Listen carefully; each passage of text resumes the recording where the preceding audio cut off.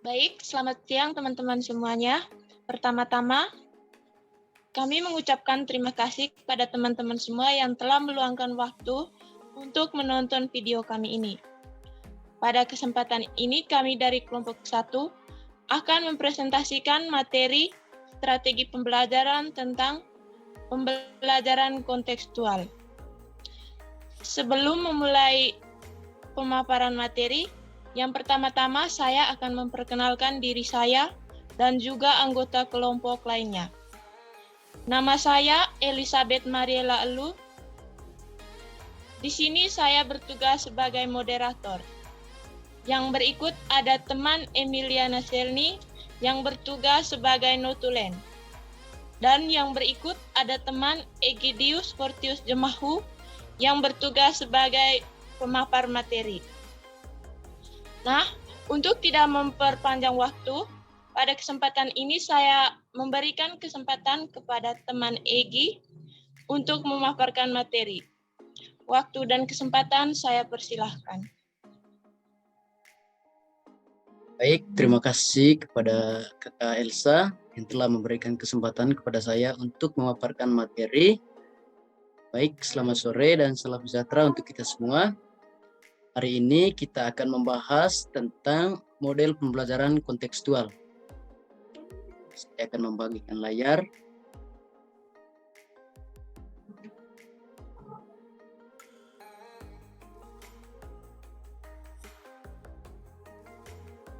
Apakah sudah kelihatan layarnya?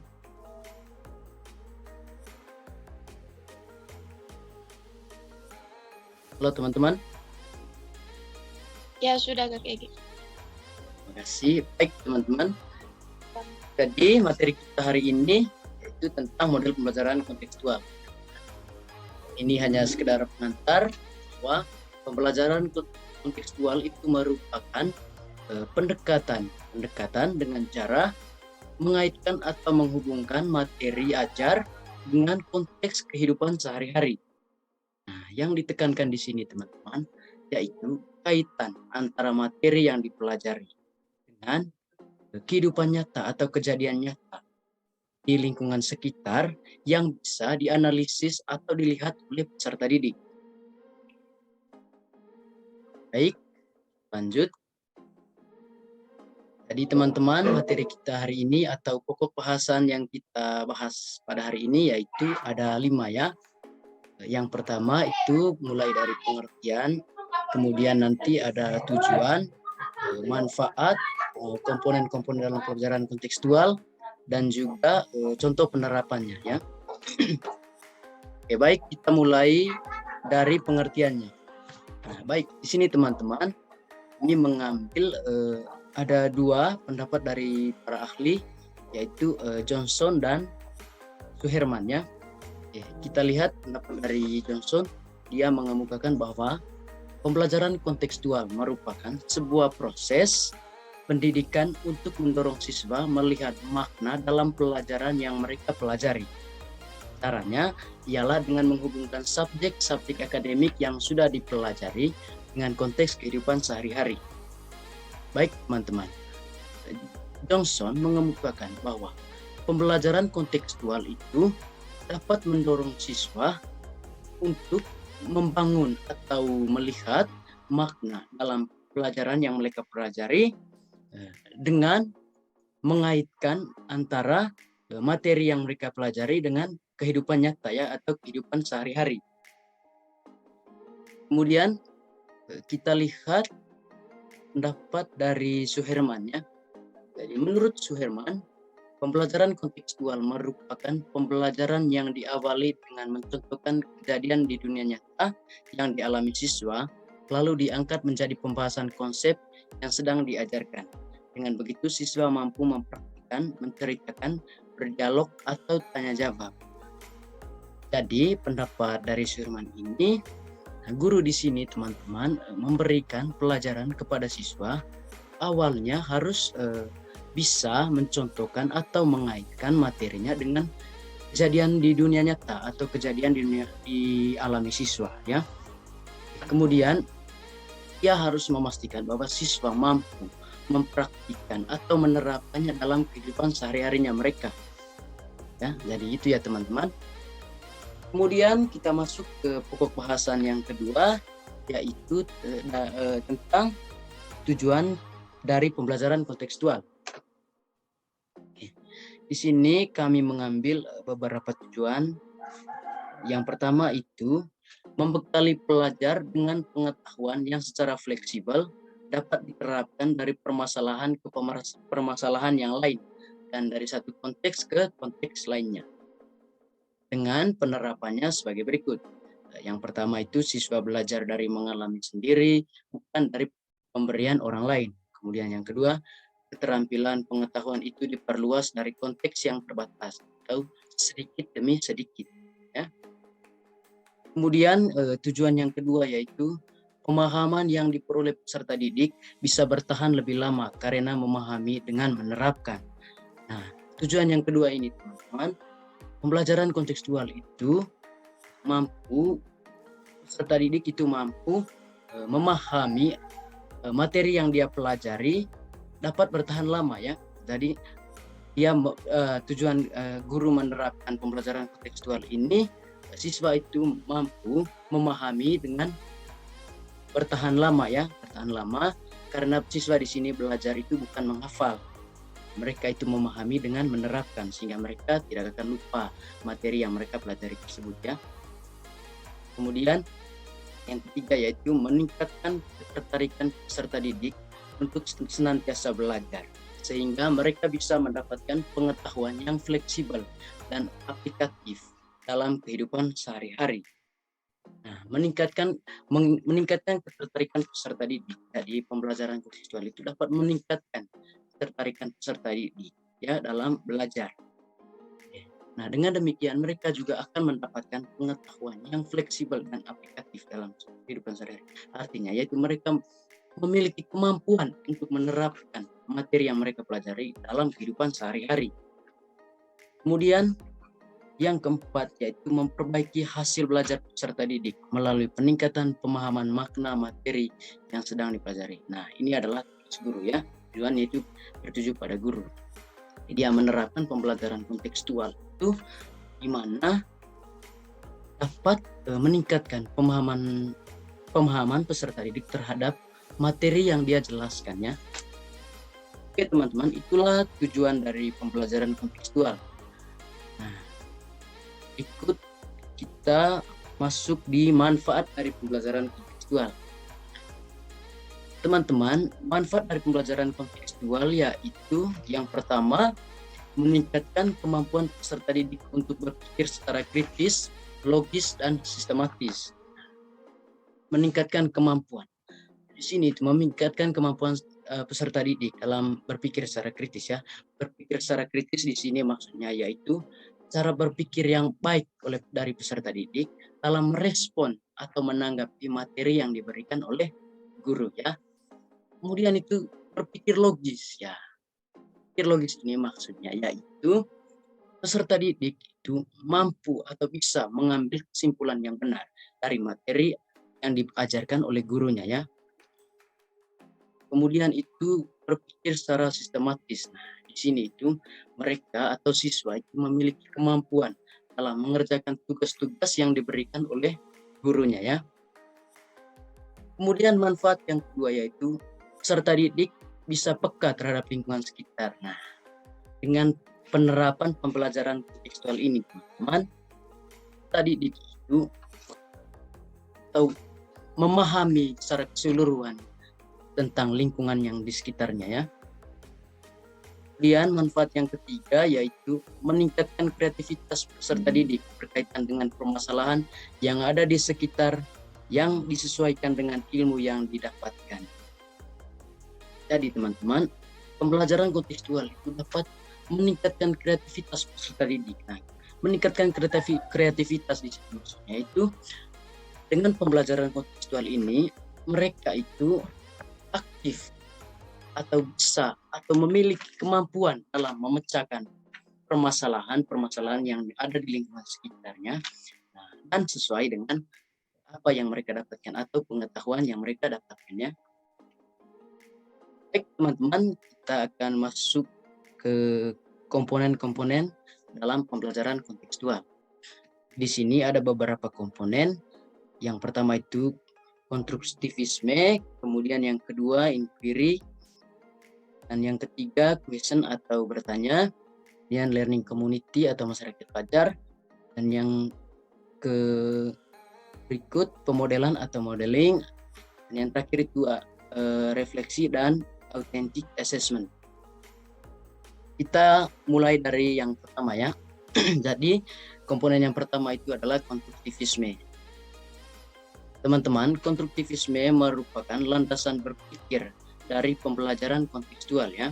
Artinya pengetahuan itu dibangun oleh manusia sedikit demi sedikit yang hasilnya diperluas oleh konteks terbatas dan tidak mendadak. Dalam konstruktivisme, proses yang lebih utama daripada hasil ya. Oleh karena itu, pembelajaran harus dikemas menjadi proses mengkonstruksi, bukan menerima pengetahuan. Siswa membangun sendiri pengetahuannya dengan cara terlibat aktif dalam proses pembelajaran. Dengan demikian berarti kegiatan pelajaran berpusat pada siswa. Pada komponen ini teman-teman, siswa itu yang berperan aktif ya. Dan dalam proses pembelajaran itu lebih dipusatkan kepada siswa. Mereka itu di sini belajar menemukan atau mencari hal-hal yang baru ya. Hal yang baru berdasarkan materi yang mereka pelajari ya. Kemudian yang kedua yaitu inquiry atau menemukan ya, merupakan kegiatan inti dari proses pembelajaran kontekstual. Pengetahuan dan keterampilan siswa diharapkan bukan hasil mengingat dan menghafal seperangkat fakta atau konsep, tapi dari menemukan sendiri. Di sini teman-teman, siswa itu belajar menemukan sesuatu yang baru, yaitu sesuatu yang baru atau pengetahuan yang baru, dan bukan hasil menghafal ya. Mereka itu berdasarkan mengalami atau mencari fakta atau konsep yang sebenarnya. Kemudian yang ketiga itu question atau bertanya, merupakan aktivitas utama yang dikembangkan dalam pembelajaran dengan model kontekstual, di mana bertanya merupakan bentuk atau wujud dari inquiry di atas. Nah, jadi itu bertanya ini merupakan wujud dari komponen sebelumnya yaitu inquiry ya. Dalam proses pembelajaran, bertanya dipandang sebagai kegiatan guru untuk mendorong, membimbing, dan menilai kemampuan berpikir siswa. Jadi di sini itu tugas guru yaitu menilai bagaimana pemahaman siswa terhadap materi yang dia berikan. Nah, di sini juga pada komponen bertanya ini juga siswa itu memiliki kemampuan dalam menyampaikan pertanyaan terkait apa yang mereka belum pahami dari materi yang dijelaskan oleh gurunya. Berikut komponen yang berikut yaitu learning community atau masyarakat belajar. Merupakan konsep pembelajaran yang menyarankan agar hasil pembelajaran diperoleh dari kerjasama dengan orang lain. Oleh karena itu, dalam kelas kontekstual, guru disarankan selalu melaksanakan pembelajaran dalam kelompok-kelompok belajar agar tercipta suasana atau kondisi seperti yang dituju pada masyarakat belajar. Kemudian, yaitu pemodelan atau modeling merupakan contoh-contoh bisa berupa benda, perilaku atau situasi yang bisa ditiru oleh siswa untuk mengefektifkan proses pelajaran yang dilakukan oleh siswa. Dengan adanya suatu model untuk dijadikan contoh biasanya akan lebih dipahami atau bahkan menimbulkan ide. Dan itu tugas guru di sini yaitu menerapkan contoh-contoh atau memberikan alat peraga terhadap siswa berdasarkan materi yang dia jelaskan agar siswa dapat mampu memahami dengan baik materi yang dia jelaskan ya, atau meniru apa yang dia jelaskan dalam kehidupan sehari-hari atau menerapkannya dalam kehidupan sehari-hari. Kemudian kita masuk ke refleksi. Nah, refleksi di sini merupakan respon terhadap kejadian, aktivitas atau pengetahuan yang baru diterima. Refleksi adalah berpikir kembali tentang materi yang baru dipelajari, merenungkan lagi aktivitas yang sudah dilakukan atau mengevaluasi kembali bagaimana yang telah dilakukan. ini, yaitu guru memberikan umpan balik terhadap siswa. Dia dengan tujuan memastikan sebagaimana atau sampai di mana itu pemahaman siswa terkait materi yang dia jelaskan, ya. Maksud. Kemudian yang terakhir, yaitu komponen yang terakhir, authentic assessment, adalah penilaian yang dilakukan secara komprehensif berkenaan dengan seluruh aktivitas pembelajaran yang meliputi proses dan produk belajar, sehingga seluruh usaha siswa yang telah dilakukan mendapat penghargaan.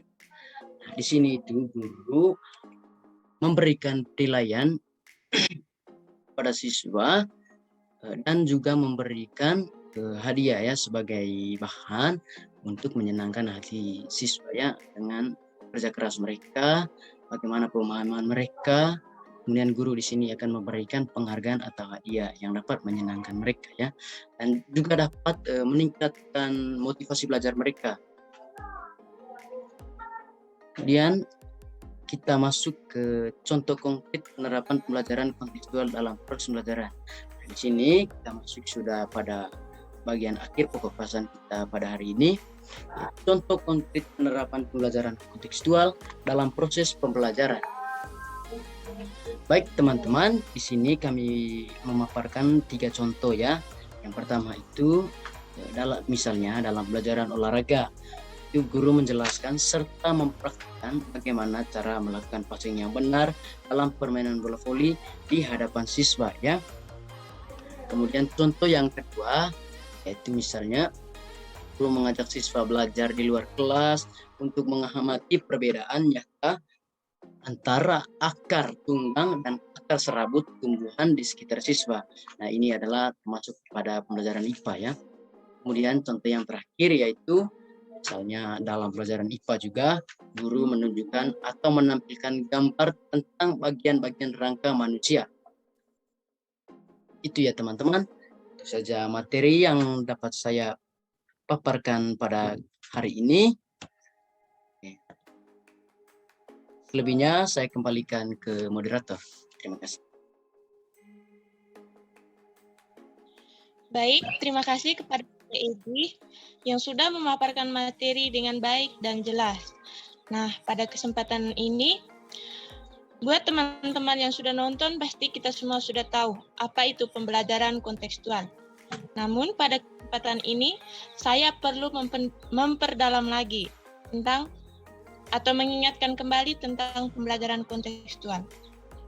Pembelajaran kontekstual merupakan konsep di mana seorang guru menghadirkan dunia nyata ke dalam kelas untuk mendorong siswa agar ia mampu menerapkan pengetahuan yang dimilikinya ke dalam kehidupan sehari-hari.